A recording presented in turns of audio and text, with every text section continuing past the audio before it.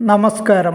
1202 ചിങ്ങം 1 മുതൽ 1202 കർക്കിടകം 31 വരെ, അതായത് 2026 ഓഗസ്റ്റ് 17 മുതൽ 2027 ഓഗസ്റ്റ് 17 വരെ ഒരു വർഷക്കാലം ഗ്രഹങ്ങളുടെ രാശിമാറ്റം വഴി രോഹിണി നക്ഷത്രക്കാർക്ക് എങ്ങനെ ബാധിക്കുന്നു എന്നാണ് ഇവിടെ പറയുന്നത്.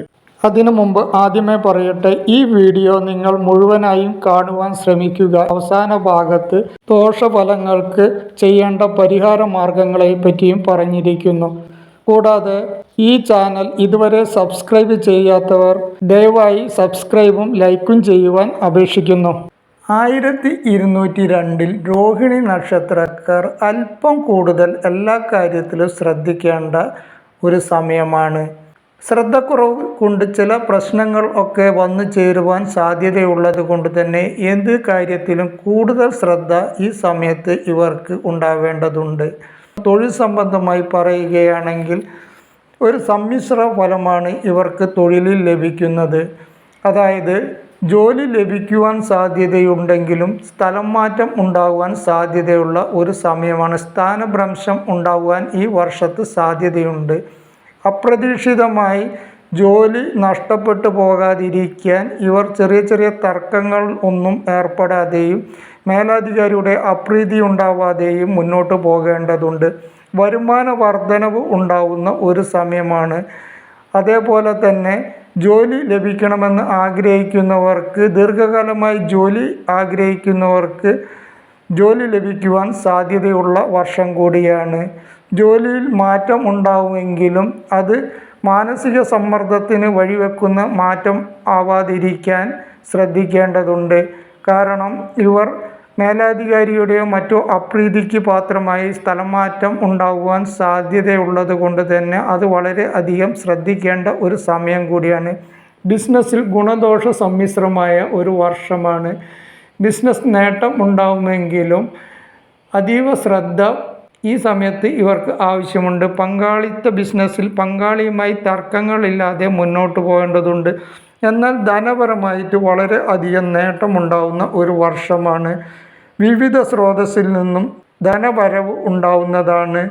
ധനപരമായി വളരെയധികം ഗുണം ലഭിക്കുകയും നിക്ഷേപം തുടങ്ങുവാൻ സാധിക്കുകയും ചെയ്യുന്നതാണ്. പ്രതിസന്ധികൾ വന്നു ചേരുമെങ്കിലും അവയൊക്കെ തരണം ചെയ്യുവാൻ ഈ സമയത്ത് ഇവർക്ക് കഴിയുന്നതാണ്. പണമിടപാടുകൾ ചെയ്യുമ്പോൾ, പ്രത്യേകിച്ച് പണം കടം കൊടുക്കുമ്പോഴൊക്കെ വളരെ അധികം ശ്രദ്ധിക്കേണ്ടതുണ്ട്. കുടുംബപരമായി നോക്കുകയാണെങ്കിൽ തർക്കങ്ങൾ ഉടലെടുക്കാതെ മുന്നോട്ട് പോകേണ്ടത് ഈ സമയത്ത് അത്യാവശ്യമാണ്. ചെറിയ ചെറിയ പ്രശ്നങ്ങൾ വലുതാക്കാതിരിക്കുവാൻ ശ്രദ്ധിക്കേണ്ടതുണ്ട്. പരസ്പരം അംഗീകരിച്ചുകൊണ്ട് മുന്നോട്ട് പോകുന്നത് ഉചിതമായിരിക്കും. യാത്രാപരമായിട്ട് കൂടുതൽ ശ്രദ്ധിക്കേണ്ട ഒരു സമയം കൂടിയാണ്.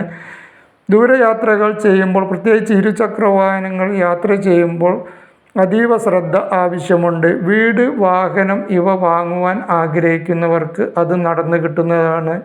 വീടിൻ്റെ അറ്റകുറ്റപ്പണികൾ നടത്തുവാൻ ആഗ്രഹിക്കുന്നവർക്കും അത് നടന്നു കിട്ടുന്നതാണ്. റിയൽ എസ്റ്റേറ്റ് ബിസിനസ് ചെയ്യുന്നവർക്കും ലാഭം നേടുവാൻ പറ്റുന്നതും പുതിയ ബിസിനസ്സുകൾ കണ്ടെത്താൻ പറ്റുന്നതുമായ ഒരു വർഷമാണ്.